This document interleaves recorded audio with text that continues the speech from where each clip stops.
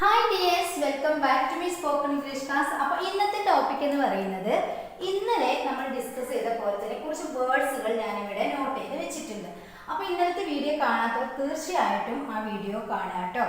അതിനുശേഷം ഇത് കണ്ട് നോക്കുക. നമ്മൾ മലയാളത്തിൽ സംസാരിക്കുന്ന സമയത്ത് യൂസ് ചെയ്യാറുള്ള ഒരുപാട് വേർഡ്സുകളാണ് തന്നിരിക്കുന്നത്. ഫസ്റ്റ് വൺ എന്നിട്ട്, ഒരു പക്ഷേ, എന്തായാലും അല്ലെങ്കിൽ ഏതായാലും എന്നൊക്കെ നമ്മൾ ഒരുപാട് തവണ പറയാറുണ്ട് അല്ലേ. ഇതിലൊക്കെ നമ്മൾ ഇംഗ്ലീഷിൽ എന്താണ് യൂസ് ചെയ്യുക എന്നാണ് ഇന്ന് ഡിസ്കസ് ചെയ്യാൻ പോകുന്നത്. വീഡിയോ മുഴുവനായിട്ട് കാണാം കേട്ടോ. വീഡിയോ ഇഷ്ടപ്പെടുകയാണെങ്കിൽ ലൈക്ക് ചെയ്യാനും ഷെയർ ചെയ്യാനും മറക്കരുത്. അപ്പോൾ നമുക്ക് വീഡിയോയിലേക്ക് കിടക്കാം. ഫസ്റ്റ് വൺ നമ്മൾ പറയുന്നത് എന്നിട്ട് എന്നാണ്. ഈ എന്നിട്ട് എന്ന് പറയാൻ വേണ്ടിയിട്ട് നമ്മൾ ഇംഗ്ലീഷിൽ എന്താണ് പറയാറ്? And then. എന്താണ്? ആൻഡ് ദെൻ അല്ലേ. ഇപ്പം ഒരു സംസാരത്തിനിടയിൽ നമുക്ക് എന്നിട്ട് എന്ന് പറഞ്ഞിട്ട് നമ്മൾ വേറൊരു സംസാരം നമ്മൾ കണ്ടിന്യൂ ചെയ്യും. അവിടെ നമ്മൾ ആൻഡ് ദെൻ എന്ന് യൂസ് ചെയ്തുകൊണ്ട് നമുക്ക് പറയാൻ പറ്റും. അതുപോലെ ഒരു പക്ഷേ അല്ലെങ്കിൽ ചിലപ്പോൾ എന്ന് പറയാറുണ്ട് അല്ലേ. May be. ഇത് നമ്മൾക്ക് എപ്പോഴും യൂസ് ചെയ്യാറുള്ളൊരു വേർഡ്സ് ആണ് മേ ബി എന്ന് പറയുന്നത്. ചിലപ്പോൾ അല്ലെങ്കിൽ ഒരു പക്ഷേ എന്ന് പറയാൻ വേണ്ടിയിട്ട്. ഇനി നമ്മൾ പറയുന്നത് എന്തായാലും അല്ലെങ്കിൽ ഏതായാലും. ഇപ്പോൾ ഒരുപാട് കാര്യങ്ങൾ സംസാരിച്ചതിന് ശേഷം നമ്മൾ പറയാറുണ്ട് എന്തായാലും അല്ലെങ്കിൽ ഏതായാലും അങ്ങനെ ആയി, ഇനിയിപ്പോൾ ഇങ്ങനെ ചെയ്യാം എന്നൊക്കെ പറയാറുണ്ടല്ലോ. അതിന് വേണ്ടിയിട്ട് നമ്മൾ യൂസ് ചെയ്യുന്നത് എനിവേ എന്നാണ്. എന്താണ്? എനിവേ എന്ന് പറഞ്ഞു കഴിഞ്ഞാൽ എന്തായാലും ഏതായാലും എന്നൊക്കെയാണ്. അപ്പോൾ ഈ വേർഡ്സുകൾ യൂസ് ചെയ്തുകൊണ്ട് നമുക്ക് സെന്റൻസ് ക്രിയേറ്റ് ചെയ്യാനായിട്ട് പറ്റും. ഫോർ എക്സാമ്പിൾ, ഞാൻ അവനോട് ഒരുപാട് സംസാരിച്ചു എന്നിട്ട് ഞാൻ വീട്ടിൽ പോയി. ഞാൻ അവനോട് ഒരുപാട് സംസാരിച്ചു എന്നിട്ട് ഞാൻ വീട്ടിൽ പോയി എന്ന് പറയുകയാണെങ്കിൽ നമ്മളവിടെ എന്നിട്ട് എന്ന് പറയാൻ വേണ്ടിയിട്ട് നമ്മൾ എന്താണ് യൂസ് ചെയ്യേണ്ടത്? ആൻഡ് ദെൻ എന്നാണല്ലേ. അപ്പൊ എങ്ങനെ സെന്റൻസ് ക്രിയേറ്റ് ചെയ്യും? ഐ ടോക്ക്ഡ് എന്ന് പറഞ്ഞു കഴിഞ്ഞാൽ ഞാൻ സംസാരിച്ചു. ആരോട്? അവനോട്. ടു ഹിം, അവനോട്. ഒരുപാട് സംസാരിച്ചു. a lot. I talked to him a lot.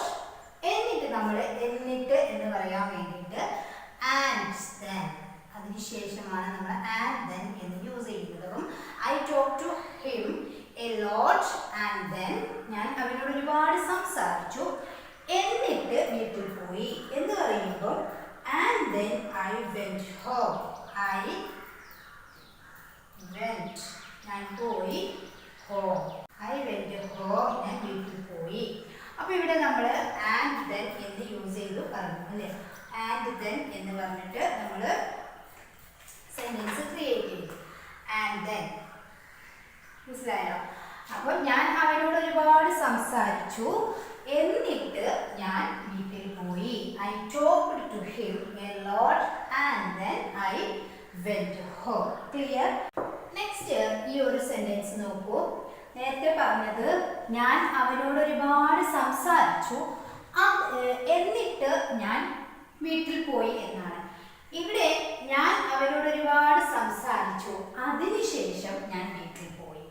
ഇവിടെ രണ്ടും ഒരേ സെന്റൻസ് ആണ്. പക്ഷെ ഫസ്റ്റ് പറഞ്ഞത് എന്നിട്ട് എന്ന് പറഞ്ഞു, രണ്ടാമത് അതിനുശേഷം എന്ന് പറഞ്ഞു. ഈ അതിനുശേഷം എന്ന് പറയണമെങ്കിലും നമുക്കവിടെ ആൻഡ് ദെൻ എന്ന് യൂസ് ചെയ്യാം. അതുപോലെ ആഫ്റ്റർ ദാറ്റ് എന്ന് പറഞ്ഞു കഴിഞ്ഞാലും അതിനുശേഷം എന്ന് തന്നെയാണ് കേട്ടോ.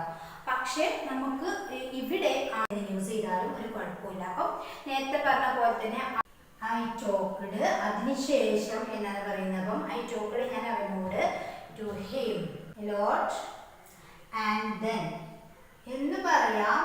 ഈ അതിനുശേഷം എന്നുള്ളതിന് നമുക്ക് ആഫ്റ്റർ ദാറ്റ്. മിക്കവാറും നമ്മൾ സംസാരത്തിനിടയിൽ സ്പോക്കൺ ഇംഗ്ലീഷിൽ നമുക്ക് ആൻഡ് ദെൻ എന്ന് യൂസ് ചെയ്യുന്നതാവും ബെറ്റർ ആയിട്ട് വരിക.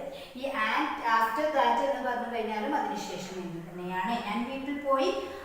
I went home. ഈ രണ്ട് സെന്റൻസും ഒരുപോലെയാണ്. നിങ്ങൾക്ക് ആഫ്റ്റർ അതിനുശേഷം എന്ന് പറയുമ്പോൾ ഇനിയിപ്പോൾ വേറെ വാക്കാണോ എന്ന് വിചാരിക്കേണ്ട എന്ന് വെച്ചിട്ടാണ് ഞാൻ ഈ ഒരു വേർഡും കൂടി പരിചയപ്പെടുത്തി തന്നത് കേട്ടോ. ഇനി ഞാൻ കുളിച്ചു അതിനുശേഷം ഞാൻ ഓഫീസിൽ പോയി. ഇത് നിങ്ങളൊന്ന് കമന്റ് ചെയ്യുക കേട്ടോ. അതിനുശേഷം എന്ന് പറഞ്ഞു കഴിഞ്ഞാൽ എന്നിട്ട് എന്ന് തന്നെയാണ്. അപ്പൊ ഇവിടെ നമുക്ക് ആൻഡ് ദെൻ എന്ന് യൂസ് ചെയ്തുകൊണ്ടും പറയാൻ പറ്റും കേട്ടോ. നെക്സ്റ്റ് നോക്കൂ, നമ്മൾ നെക്സ്റ്റ് വേർഡ് എന്താ പറഞ്ഞത്? മേ ബി എന്നാണ് അല്ലെ, ഒരു പക്ഷേ അല്ലെ, അല്ലെങ്കിൽ ചിലപ്പോൾ എന്നൊക്കെ പറയാൻ വേണ്ടിയിട്ട് നമ്മൾ യൂസ് ചെയ്യുന്നതാണ് മേ ബി എന്നുള്ളത്. അപ്പോഴേ ഒരു പക്ഷേ ഇന്ന് അവൻ ഓഫീസിൽ ഉണ്ടാകും, നമ്മൾ പറയാറുണ്ടല്ലോ ഇങ്ങനെ അല്ലെ, ഒരു പക്ഷേ അല്ലെങ്കിൽ ചിലപ്പോൾ ഇന്ന് അവൻ ഓഫീസിൽ ഉണ്ടാകും, അവനെ നമുക്ക് കാണേണ്ടതായിട്ടുണ്ട്.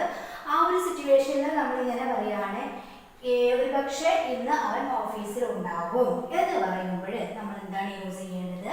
പക്ഷേ അല്ലെങ്കിൽ ചിലപ്പോൾ എന്ന് പറയാൻ വേണ്ടിയിട്ട് മേ ബി എന്നുള്ള വേർഡ് നമ്മൾ യൂസ് ചെയ്തു. അതിനുശേഷം ഹി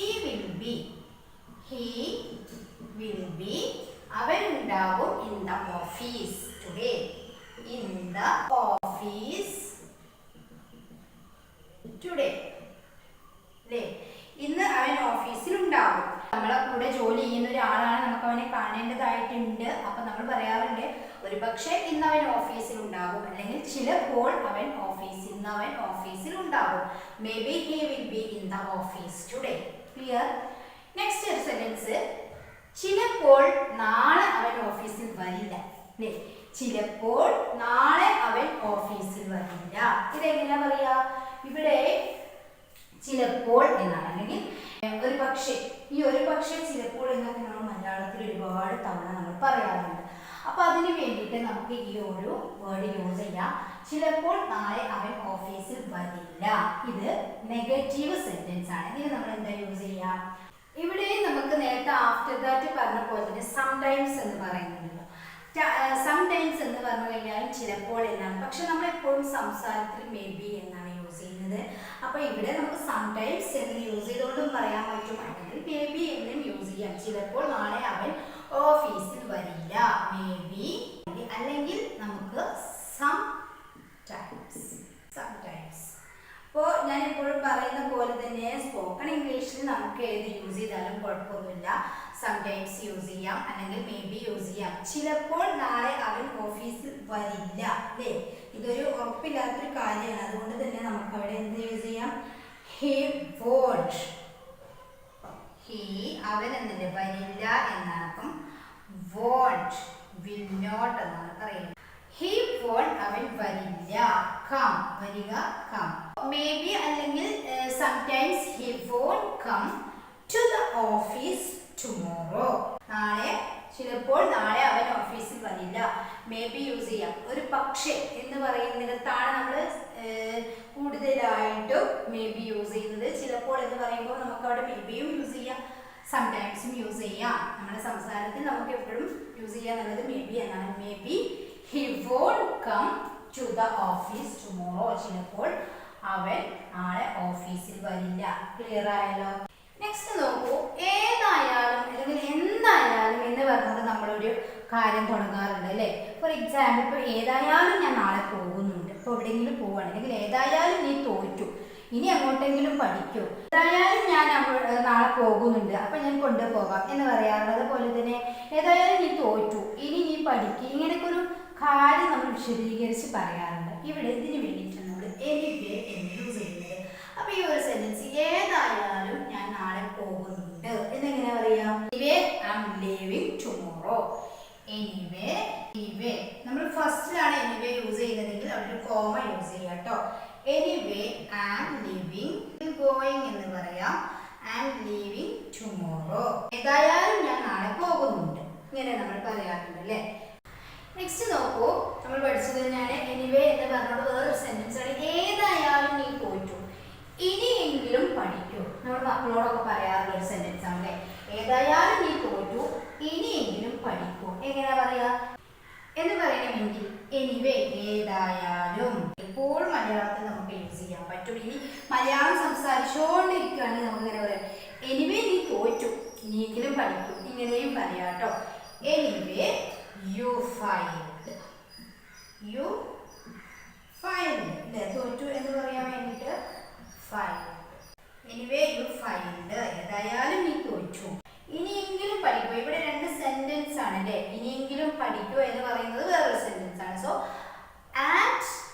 അറ്റ്ലീസ്റ്റ്, ഇനിയെങ്കിലും എന്ന് നമ്മൾ പറയാറുണ്ട്. അതിന് വേണ്ടിയിട്ടാണ് ഈ ഇനിയെങ്കിലും പഠിക്കൂ. ഏതായാലും നീ തോറ്റു, ഇനിയെങ്കിലും പഠിക്കൂ. Anyway you find and at least learn. ഏതായാലും അത് നഷ്ടപ്പെട്ടു എന്നെങ്ങനെയാ പറയാ? നമുക്ക് ഏതായാലും അത് നഷ്ടപ്പെട്ടു, ഇനി ശ്രദ്ധിക്കൂ എന്നൊക്കെ പറയാറുണ്ടല്ലോ. അപ്പോൾ അതിന് വേണ്ടിയിട്ട് നമുക്ക് ഈ എനിവേ എന്നുള്ളത് അവസാനം കൊണ്ടേ വേണമെങ്കിൽ എഴുതാട്ടോ. ഫസ്റ്റ് നമ്മൾ യൂസ് ചെയ്യുകയാണെങ്കിൽ അവിടെ ഇതുപോലെ ഒരു കോമ ഇട്ടിട്ട് വേണം എഴുതാനായിട്ട്. ഇനി അവസാനം എങ്ങനെ നമുക്ക് സെന്റൻസ് ക്രിയേറ്റ് ചെയ്യാനായിട്ട് പറ്റും? It was lost anyway. ഏതായാലും അത് നഷ്ടപ്പെട്ടു. ഇറ്റ് വാസ് ലോസ്റ്റ്, നഷ്ടപ്പെട്ടു, ലോസ്റ്റ്, എനിവേ. അപ്പോൾ ഇവിടെ നമുക്ക് ഇറ്റ് വാസ് ലോസ്റ്റ് എനിവേ, ഏതായാലും അത് നഷ്ടപ്പെട്ടു. അപ്പോൾ ഇന്ന് നമ്മൾ ഡിസ്കസ് ചെയ്ത ടോപ്പിക് എന്ന് പറയുന്നത് എന്നിട്ട്, എന്തായാലും അല്ലെങ്കിൽ ഏതായാലും അല്ലെങ്കിൽ എന്താണ് ഒരു പക്ഷേ എന്നൊക്കെ പറയാൻ വേണ്ടിയിട്ടുള്ള വേർഡ്സുകളാണ് നമ്മൾ ഇന്ന് പരിചയപ്പെട്ടിട്ടുള്ളത്. അപ്പോൾ നിങ്ങൾക്കുള്ള ക്വസ്റ്റ്യൻ ഞാൻ തന്നിട്ടുണ്ടായിരുന്നു, ഞാൻ ഇവിടെ ലാസ്റ്റ് നോട്ട് ചെയ്ത് വെക്കാം കേട്ടോ. അപ്പോൾ അതിന് വേണ്ടിയിട്ട് നോട്ട് ചെയ്ത് വെക്കുക. മേ ബി, എല്ലാവർക്കും അറിയാവുന്നത് തന്നെയാണ് മേ ബി, ഒരു പക്ഷേ അല്ലെങ്കിൽ ചിലപ്പോൾ. എനിവേ എന്ന് പറഞ്ഞാല് ഏതായാലും അല്ലെങ്കിൽ എന്തായാലും. ആൻഡ് ദെൻ എന്നിട്ട്, അല്ലേ? എന്ന് വെച്ചാൽ നമുക്ക് മലയാളം സംസാരിക്കുന്നതിനിടയിൽ നമുക്കത് ആഡ് ചെയ്ത് കൊടുക്കാം കേട്ടോ. എന്നിട്ട് എന്നൊക്കെ പറയുമ്പോൾ അവിടെ നമുക്ക് ചിലരൊക്കെ ബട്ട് സ്റ്റിൽ എന്നൊക്കെ പറയാറുണ്ട് അല്ലേ? എന്നിട്ടും എന്നൊക്കെ പറയാൻ വേണ്ടിയിട്ട് നമുക്ക് ഇതുപോലെ ചില സെന്റൻസുകളൊക്കെ നമ്മുടെ സംസാരത്തിൽ ആഡ് ചെയ്ത് കൊടുക്കാം. എന്നിട്ട്. അപ്പോൾ ഇത്രയും കാര്യങ്ങളാണ് നമ്മൾ ഇന്ന് ഡിസ്കസ് ചെയ്തത്. ഇന്നലെയും ഇതുപോലെയുള്ള കുറച്ച് വേർഡ്സുകളാണ് നമ്മൾ ഡിസ്കസ് ചെയ്തത്. ഇനി നിങ്ങൾക്കുള്ള ക്വസ്റ്റ്യൻ തരാം. നിങ്ങൾക്കുള്ള ഒരു ക്വസ്റ്റ്യൻ ആണ്, ഞാൻ കുളിച്ചു അതിനുശേഷം അല്ലെങ്കിൽ എന്നിട്ട് ഞാൻ ഓഫീസിൽ പോയി. ഇവിടെ നമ്മൾ ആൻഡ് ദെൻ യൂസ് ചെയ്തുകൊണ്ടാണ് ഈ സെന്റൻസ് ക്രിയേറ്റ് ചെയ്യേണ്ടത്. അപ്പോൾ നിങ്ങൾ ഇതൊന്ന് ക്രിയേറ്റ് ചെയ്തിട്ട് കമന്റ് അറിയിക്കുക കേട്ടോ. അപ്പോൾ ഇന്നത്തെ വീഡിയോ നിങ്ങൾക്ക് യൂസ്ഫുൾ ആയിട്ടുണ്ടെങ്കിൽ ലൈക്ക് ചെയ്യുക, ഷെയർ ചെയ്യുക. അപ്പോൾ ഈ ചാനൽ ഇതുവരെ സബ്സ്ക്രൈബ് ചെയ്യാത്ത പുതിയ കൂട്ടുകാർ ആരെങ്കിലും ഉണ്ടെങ്കിൽ പ്ലീസ് ചാനൽ ഒന്ന് സബ്സ്ക്രൈബ് ചെയ്ത് വെക്കുക കേട്ടോ. അപ്പോൾ ശരി, നെക്സ്റ്റ് വീഡിയോ ആയിട്ട് കാണുന്നതുവരെ എല്ലാവർക്കും താങ്ക് യു സോ മച്ച്.